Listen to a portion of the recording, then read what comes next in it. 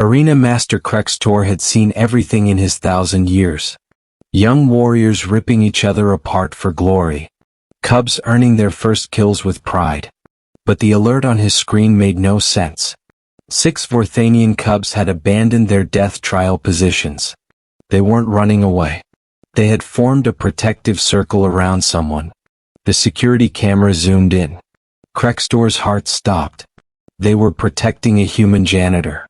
A small woman in a yellow uniform holding a mop. The cubs should have seen prey. Instead, they stood between her and danger, ready to give up everything. Just one thing before we begin. YouTube tells me 99.3% of you watching aren't subscribed. Subscribing is free. It really supports the channel and you'll get more amazing HFY sci-fi stories delivered straight to you. Don't miss out. Sarah Chin had no idea she'd walked into the most dangerous place in the galaxy. She was just following her cleaning schedule, mopping the floors like she did every day. The sacred trial grounds looked empty, so she'd entered with her bucket and supplies. She didn't know 6 young Vorthanian warriors were in the middle of their proving ceremony. She didn't know this ceremony determined their entire future. She definitely didn't know that by entering she triggered an ancient law that marked her for death. The cubs recognized her immediately. This was the human who shared her lunch with them during training breaks. The one who told them stories about Earth while they ate her homemade sandwiches. The smallest cub, who everyone called Runt, pressed against her leg and purred. That sound should only exist between pack members. It should never be directed at prey. "Why are you little ones here?" Sarah asked, patting Runt's head. "This doesn't seem safe. Is this some kind of test?" The arena's alarms started screaming. Red lights flashed everywhere. Assistant Commander Veltor's voice boomed through the speakers. "The cubs have abandoned their proving. They're protecting the human." The cubs moved closer to Sarah, forming an ancient defensive position called the Shield of Shame. This formation had a terrible cost. Any warrior who took this position lost everything. No honor. No rank. No breeding rights. No pack membership. They would become outcast forever. These 6 cubs, bred from the finest warrior bloodlines, were choosing to destroy their futures. For a janitor. Alpha Razeth entered the arena like death itself. 7 feet tall, covered in natural armor with bioplasma weapons growing from his spine. He was the cubs' father, their pack leader, and the deadliest warrior in 3-star systems. His cubs stood between him and a creature that should have been food. Death challenge initiated. His voice made the walls shake. "The human corrupts our young. She dies or proves worthy." Sarah finally seemed to understand something bad was happening. She tried to step around the cubs. "I'm sorry, I didn't mean to interrupt. I can come back later to clean." The largest cub, Ravin, gently blocked her path. Not aggressively, but the way adult Vorthanians protected their newborns. His bioluminescent markings started glowing, forming words in their ancient language. Words that would be remembered forever. Worth more than honor. They're forfeiting their birthrights. For a janitor. This is impossible. Krextor couldn't believe what he was seeing. The proving ceremony had rules older than human civilization. A cub who abandoned their position lost everything. These cubs weren't just abandoning their positions. They were taking the shield of shame, the ultimate disgrace. They were saying Sarah's life was worth more than their entire future. Alpha Razeth's command pheromones flooded the arena. These chemical signals forced obedience in any Vorthanian. No cub could resist their alpha's direct command. "Stand down. Resume your trials." That is an order. The cub's response changed history. They began the forfeit howl, a sound that hadn't been heard in 300 years. It meant choosing exile over obedience. Death over dishonor. Protection over power. The sound was so powerful that Vorthanians throughout the station stopped what they were doing and rushed to witness the impossible. Sarah pulled out her lunch bag. "Look, everyone seems upset. At least eat something while we figure this out. Nobody should face hard times on an empty stomach." She broke her sandwich into pieces and offered them to the cubs. These predators, designed to kill, gently took food from her small human hands. They ate while maintaining their protective circle, their stress levels showing something unbelievable. Zero anxiety. Complete peace. They were about to lose everything and they were perfectly calm. Dr. Yeva burst into the arena with her bioscanners. This can't be right. Their brains are creating new pathways in real time. The neural maps appeared as holograms above the arena. The cubs' brains weren't just changing. They were writing mathematical equations with their synapses. Actual proofs that calculated Sarah's life as infinitely valuable. Their minds were turning love into mathematical certainty. Their brains are writing mathematical proofs of love. That's not possible. Dr. Yeva's voice cracked with disbelief. Alpha Razeth began the 7 deadly tests. These ancient trials were designed to trigger pure instinct, overriding any training or emotion. First, he released dominance pheromones at maximum concentration. The cubs' bodies had somehow developed immunity. Their new emotional chemistry neutralized their own alpha's biological commands. Second test, prey distress recordings. These sounds triggered feeding frenzies in even the most disciplined warriors. The cubs didn't even twitch. They kept watching Sarah, making sure she was comfortable and safe. Can we talk this out over coffee? Sarah suggested. Violence seems unnecessary. You all seem like reasonable people. Coffee. Talking things out. She was proposing peaceful resolution to a death challenge. The concept didn't exist in Vorthanian culture. It should have been insulting. Instead, the cubs' markings showed they accepted her proposal. The 3rd through 6th tests failed completely. Offerings of supreme hunting grounds were ignored. Challenges to their strength were dismissed. Promises of legendary status were rejected with silence. Each test only made their resolve stronger. Then the 7th test. Alpha Razeth displayed the exile marks they would carry forever. Bioluminescent scars that would make them outcast. You will never hunt with a pack. Never have cubs of your own. Never know the glory of a warrior's death. The 7 tests failed. They choose her over their nature. Krextor announced to the growing crowd. Something extraordinary was happening to the cubs' bodies. As Sarah moved among them, patting heads and distributing juice boxes, they began evolving. Claws that could tear through steel developed soft pads when near her. Toxic spines that delivered deadly venom retracted automatically in her presence. Their hearts, organs that beat for violence, synchronized with her calm human pulse. Sir, their hearts just synchronized with human cardiac patterns. A researcher shouted. The smallest cub, Runt, stepped forward.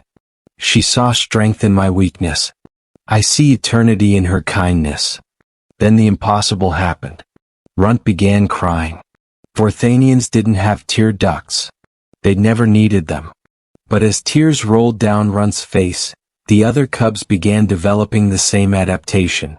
They were evolving the ability to cry because Sarah understood tears. Sarah knelt beside Runt, wiping the tears gently. Oh, sweetheart, don't cry. We'll figure this out together. The arena filled with more Vorthanians. Word had spread through the entire station. Cubs were forfeiting everything for a human janitor. Veterans who hadn't shown emotion in decades found themselves leaning forward, trying to understand what they were seeing. The cubs began moving in strange patterns. They were translating human concepts into Vorthanian combat language.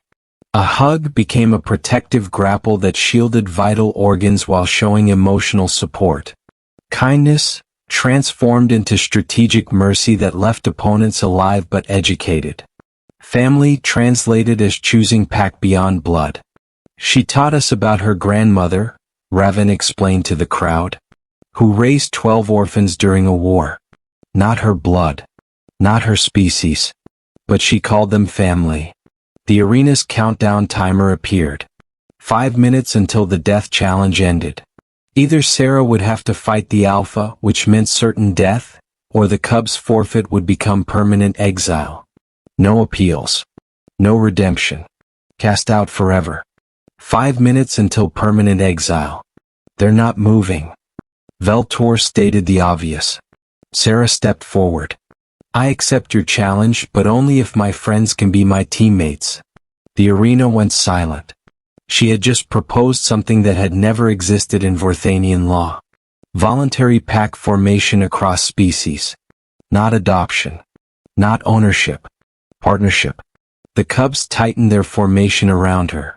Their biosignatures showed they were prepared to take death blasts meant for her. They would die before letting her be harmed. They would die with her rather than live with honor. This changes everything. Dr. Yeva's scanners showed readings labeled as willing sacrifice. Sarah looked at each cub. I'm so sorry. I never meant for you to sacrifice everything. I just couldn't stand seeing you eat alone during training breaks. The cub's response rewrote biology textbooks. All 6 simultaneously began crying harder, their newly evolved tear ducts working overtime. Their bodies were changing so fast that everyone could see it happening. They were becoming something new. Something more. If my death saves them from exile, then I choose death. Sarah knelt before Alpha Razeth, exposing her neck. She didn't know she had just performed the highest Vorthanian honor gesture. Willing sacrifice for Pack. The cubs immediately copied her, all 6 offering their necks. Their bioluminescent markings blazed so bright that the message became visible from orbit. Ships throughout the system reported seeing it burned across space. Worth dying for. Dr. Yeva's announcement stopped everything. They haven't been corrupted. They've been elevated. Look at the data. The holographic displays showed the truth. These cubs could now fight harder for others than for themselves. Their combat effectiveness increased by 400% when protecting someone. They had evolved beyond their own species. I just couldn't stand seeing them eat alone. Sarah's whisper carried through the silent arena. She told them about Earth. About humans who adopted children of different races. Who married across cultures that had been enemies. Who chose love over logic. She'd shared these stories while distributing sandwiches, never knowing she was rewriting alien biology with every tale.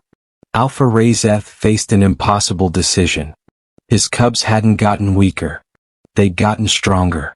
They could endure pain for others that they couldn't endure for themselves. They could fight beyond biological limits when protecting someone else. She taught me that size doesn't determine worth, Runt said, standing between Sarah and the Alpha. That strength isn't about what you can destroy but what you can preserve. Alpha Razeth's bioplasma organs powered down. The death challenge was pointless. These weren't his cubs anymore. They were something new. Something better. Then the emergency signals started flooding in. Cubs across the galaxy were forfeiting trials to protect the vulnerable. The broadcast of 6 Vorthanian cubs choosing a janitor over glory had spread through quantum channels. Evolution through example was happening everywhere. The Galactic Combat Council convened an emergency session. Holographic representatives from every warrior species appeared. On every screen the same scene played out. Cubs abandoning trials to protect the weak. A Calarian youngling had stopped mid-hunt to protect an injured maintenance drone. Zexmar cubs were forming shield of shame formations around elderly pack members. Real strength is lifting others up, not putting them down. Sarah stood before the assembly, still in her yellow cleaning uniform. She looked tiny among the galaxy's apex predators, yet somehow she was the most powerful presence in the room. The cubs demonstrated their evolution to the council. They completed every requirement of their original proving ceremony, but they did it while maintaining their protective formation around Sarah. The Chun Protocol, protective sacrifice supersedes personal glory. The council's vote was unanimous. Sarah was offered positions across the galaxy. Military advisor. Cultural ambassador. Pack mother to a dozen species. She turned them all down. Someone needs to keep the facilities clean and the cubs company during breaks.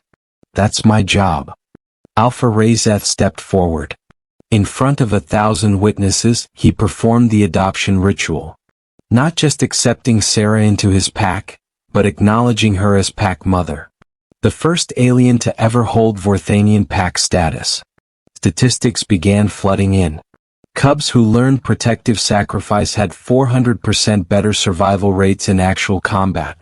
They formed unbreakable units because they fought for each other rather than personal glory. Wars were being prevented because warriors were learning to protect rather than attack. 3 months passed. The sacred trial grounds transformed completely. Where death matches once determined worth, Cubs now earned honor through protection trials. The arena's new name painted on the walls. Guardian Proving Arena. Protect those who can't protect themselves. Sarah's philosophy circled the walls in 47 languages. The original 6 Cubs, their forfeit reversed and elevated to highest honor, served as instructors. They taught Sarah simple lessons. Share your food. Include the lonely. Protect the weak. Choose others over yourself. Sarah continued her janitor work, but now with scheduled lunch and learn sessions. Cubs from across the galaxy gathered to eat sandwiches and hear stories about humans who chose sacrifice. Killing is easy, protecting is true strength. A former death trial champion spoke to new recruits. The Cubs had developed an entirely new martial art. Human protective instincts combined with alien combat capabilities. They called it Guardian Form. Movements that created defenders instead of destroyers. Wars were ending before they began. When territorial disputes arose, Guardian-trained warriors would arrive first. Not to fight, but to protect civilians on both sides. It's hard to maintain hatred when your enemy soldiers are shielding your children. The statistics were undeniable. Trial deaths down 90%. Pack cohesion up 500%. The first generation of warriors who saw defense of the weak as the ultimate victory. Multiple species reported remarkable changes. Young who would have been culled for weakness were now protected and nurtured. They often became the most innovative members of their societies. The former runts brought different perspectives, solving problems that strength alone couldn't. Sarah moved through the arena with her mop and bucket, working while teaching. The Cubs helped her clean. Not because they had to, but because they wanted to. Service had become strength. Humility had become honor. 1 year later, the arena overflowed with beings from across the galaxy. The anniversary ceremony of the forfeit had drawn thousands. Where death once reigned, life now flourished. Cubs from dozens of species demonstrated Guardian techniques on training dummies. Sarah stood on the ceremonial platform, still in her yellow janitor uniform, mop in one hand. In the other, she held the Protector's crown, an honor created specifically for those who teach strength through sacrifice. The original 6 Cubs, now bearing the highest warrior marks possible, performed the dance of the forfeit. Their movements told the story of how sacrifice became salvation. Alpha Razeth, who 1 year ago had initiated a death challenge against her, now stood as her proud pack leader. She saved us from ourselves. We were strong, but we were stagnant. We could kill, but we couldn't truly live. Sarah's speech was brief. I just showed them what my mom showed me. That love means being willing to lose everything for someone else. Hundreds of Cubs from dozens of species stepped forward to take the Guardian Oath. Their voices harmonized. I forfeit personal glory for protective duty. I choose others over myself. I measure strength by what I preserve, not what I destroy. I am a guardian. As the ceremony ended, Sarah picked up her mop and returned to work. The Cubs followed, helping her clean while she told stories about Earth. About humans who adopted shelter pets. About neighbors who became families. About strangers who donated kidneys to children they'd never met. The arena's walls displayed the statistics of change. Wars prevented, 847. Lives saved through Guardian intervention, 3.2 million. Species that evolved empathy structures, 23. But the most important statistic wasn't displayed. It was visible in every Cub who chose protection over predation. every warrior who learned to cry, every alpha who discovered that true strength meant lifting others up. Sarah Chin, a janitor who just didn't want anyone to eat alone, had sparked the greatest military revolution in galactic history. Not through weapons or tactics, but through sandwiches and stories. The smallest cub, once marked for death, now stood as the arena's youngest guardian instructor. It looked at new recruits with eyes that had learned to cry. Your worth isn't in your size or strength. It's in your choice to protect those who can't protect themselves. That's what Pack Mother taught us. That's what made us more than warriors. It made us guardians. Years passed. The Guardian Protocol spread to every corner of the galaxy. Wars became rare. When conflicts arose, Guardian-trained warriors would arrive to protect all-side civilians. Former enemies found themselves fighting together to protect the innocent. Sarah aged as humans do, her hair growing gray, her movements slower. But the cubs she'd saved never left her side. They became her helpers, her family, her legacy. When other species asked how a janitor changed the galaxy, the cubs would answer simply, "She shared her lunch with us when we were alone." The Vorthanian archives recorded it as the day evolution jumped forward. Not through genetics or technology but through kindness. A single human who saw lonely cubs and decided they needed sandwiches and stories more than solitude and strength. On Sarah's final day of work, decades after that first forfeit, thousands gathered in the arena.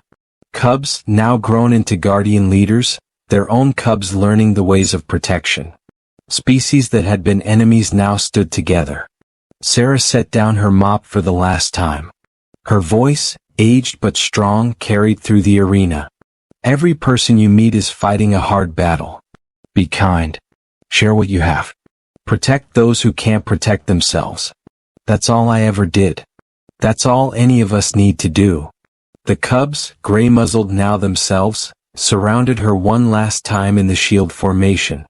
But it wasn't called the shield of shame anymore. It was called the shield of love. The formation that had once meant disgrace now meant the highest honor any warrior could achieve. Pack Mother taught us that forfeiting for others is winning for all. Raven, now an elder himself, spoke to the assembly. She showed us that the greatest warriors aren't those who die in battle, but those who live for others. The youngest generation of cubs, who had never known death trials, who had only known guardian ways, looked at Sarah with awe. To them she wasn't just a janitor. She was the one who taught the galaxy how to love. Sarah's final words before retirement were recorded in every language, taught in every warrior academy, remembered by every species. I was just a janitor who didn't want anyone to eat alone. But you taught me something too. You taught me that love is universal. It doesn't matter if you have fur, scales, or skin. Love translates. Sacrifice translates. Kindness translates. And when we choose others over ourselves, we all become family. The arena erupted in the Guardian salute, a gesture that hadn't existed before Sarah. Fists over hearts, heads bowed, voices united. For others, always. As Sarah walked out of the arena for the last time, supported by her cubs, now her children in every way that mattered, the galaxy knew a truth that had taken millions of years to learn. The strongest force in the universe wasn't gravity or nuclear fusion or black holes. It was the willingness to forfeit everything for someone else. The cubs had taught the galaxy Sarah's truth. That love wasn't weakness. It was the ultimate evolution. The final form of strength. The greatest power any species could achieve. And it all started with a janitor who shared her lunch. The Vorthanian language gained a new word that day. Sarah. It meant, one who teaches warriors to be guardians. One who shows that serving is stronger than conquering. One who proves that the smallest acts of kindness can change the universe. Every Guardian Academy now begins with the same lesson. A simple story about a janitor and 6 cubs who chose exile over excellence, disgrace over distinction, death over dishonor. They chose her. And in choosing her, they chose to become more than their biology demanded. They chose to evolve. The story ends where it began. In an arena that once ran red with blood, now filled with laughter. Where cubs once fought to death, they now learned to protect life. Where Sarah Chin, a simple janitor, had done the impossible. She taught apex predators how to love. The final entry in the Galactic archives reads, "The greatest revolution in military history wasn't one with weapons or tactics. It was one with sandwiches, stories, and the simple act of not wanting anyone to eat alone." Sarah Chin didn't conquer the galaxy. She saved it. One lunch break at a time. As the lights dimmed in the Guardian Arena, as cubs settled down for Sarah's recorded stories that still played every evening, as warriors across the galaxy chose protection over predation, the universe had learned its most important lesson. True strength isn't measured in what you'll kill for. It's measured in what you'll die for. And sometimes, the most powerful thing you can do is share your sandwich with someone eating alone. The cubs knew this truth. Sarah had taught them. And they taught everyone else. That's how a janitor's kindness became the foundation for galactic peace. That's how 6 cubs forfeit became the galaxy's fortune. That's how love won a war that was never fought. Because in the end, Sarah was right about everything. Real strength is lifting others up. The greatest warriors are those who serve. And nobody should face hard times on an empty stomach. The shield of love remains the highest honor any warrior can achieve. And every time it's formed, every time a warrior chooses protection over glory, they remember the janitor who started it all. The human who saw lonely cubs and decided they were worth more than protocol. Worth more than tradition. Worth more than honor itself. They were worth her lunch. Her time. Her stories. Her love. And that made all the difference in the universe.